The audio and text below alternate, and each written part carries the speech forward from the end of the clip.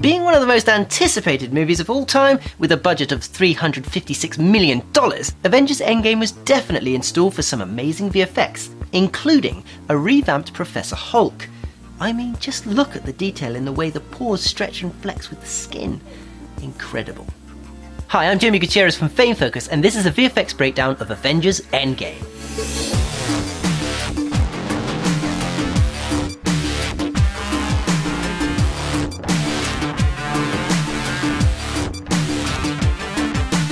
The sequence of Tony Stark lost in space on the M ship was mostly done by Cinesite, who created the lonely exterior shots of the ship, and also retouched Nebula's eyes to make them blacker.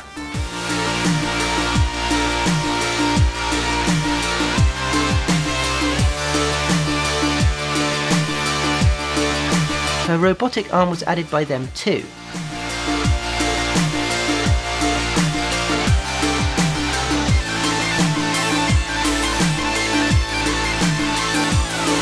They also did the visual effects sequence where she gets the orb and damages her arm in the process.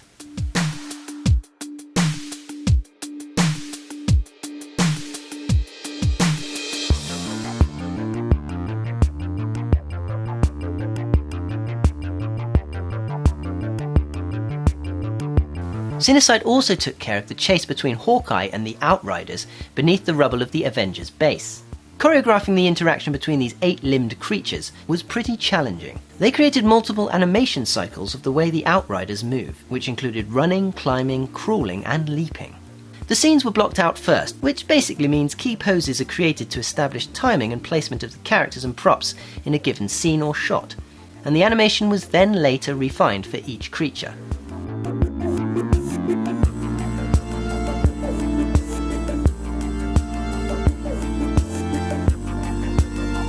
One key aspect of Cinesite's work was the environments.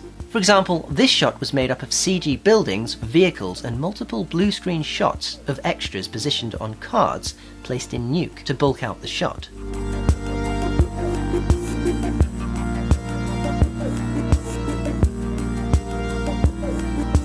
The sequence that involved Ant-Man giving Tony a mild cardiac dysrhythmia was also Cinesite's doing.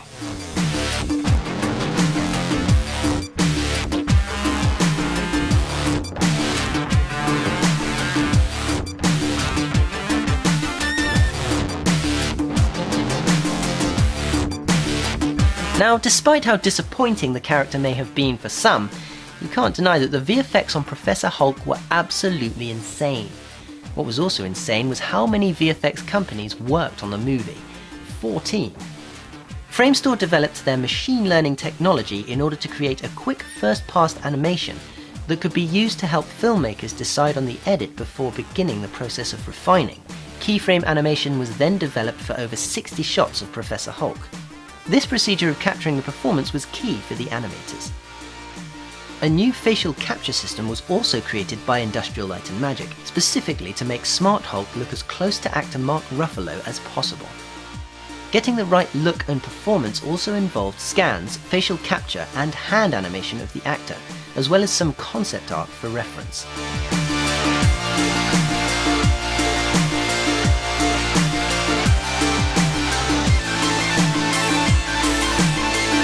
Digital Domain and Weta Digital incorporated new proprietary software to put more detail into the face.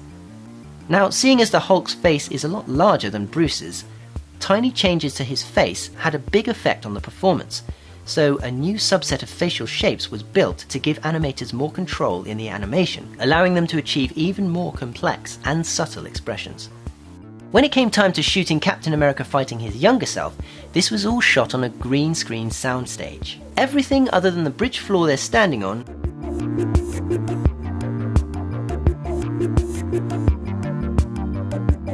and a set of stairs was green screen.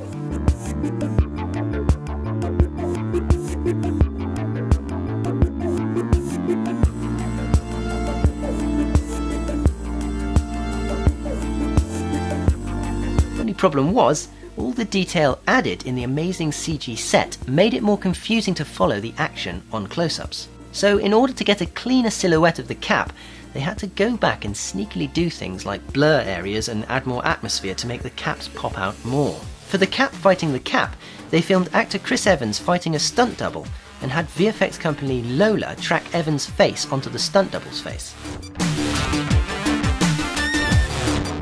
And finally, for the portal scene in the end battle, before Tony Stark does the whole switcheroo with the Infinity Stones, Weta Digital's digital matte painting department created completely CG environments. And rather than record everyone and everything going on at once in front of a green screen, which would be absolutely ridiculous, they compiled multiple passes that were each rendered through their respective portals with the same camera movement in order to key together and parallax in this incredible scene.